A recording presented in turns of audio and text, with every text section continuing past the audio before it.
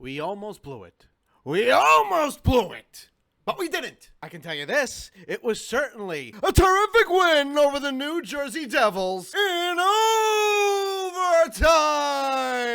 I do have a couple of gripes about this game. One is, how are these dudes playing such questionable defensive game? Some of these goals that the New Jersey Devils scored could have easily been avoidable if these dudes on defense actually covered their man. But they didn't! And to be quite honest with you, Thomas Greiss hasn't looked himself the last couple of games. The last time he looked himself was against the Florida Panthers. But ever since that game, he hasn't looked himself. He's been letting in a lot of bad goals. I have no idea what it is. But I can tell you this. There's a reason why Semyon Varlamov has been playing a lot more than Thomas Greiss has. There's a reason why that rotation ended. Want to know why? Because Varlamov has earned the #1 spot for the Islanders. And Thomas Greiss, look, I love the guy, but he's the backup. And I have no problem with Thomas Greiss being the backup. Perhaps being relegated to the backup role can help Thomas Greiss rejuvenate his game. But until then, we won't know.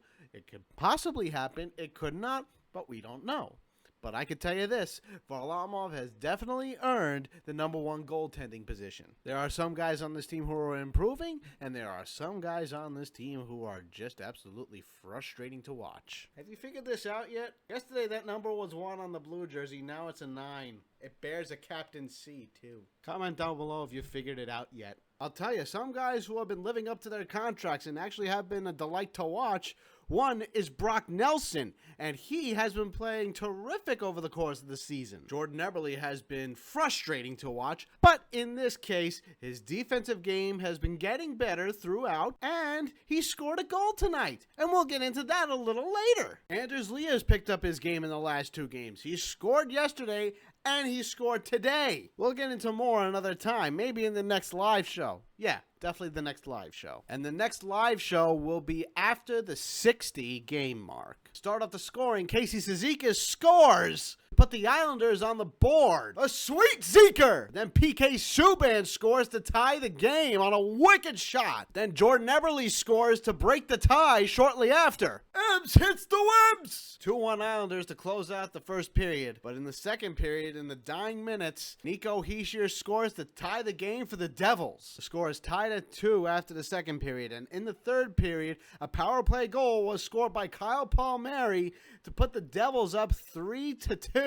But then Tom Kuhnackel scores to tie the game for the Islanders. The Coon and friends! Overtime is forced, and Anders Lee scores the game-winning goal. Oh, Captain, my Captain! It's a Granders by Anders! 4-3 Islanders is the final score. A win is a win. 2 points is 2 points, and I'm not going to complain about that. I'll give the Islanders this. This is a hard-fought win against the struggling New Jersey Devils team, but giving credit where credit is due, New Jersey has been better as of late. Especially after trading Taylor Hall away. This Devils team has looked a lot better. And with that being said, Palmer. Thank you very much, everybody, for watching the Risorto Report, Isles Recap Edition. I'm your most gracious host. If you've not been blessed with my presence, Greg Risorto.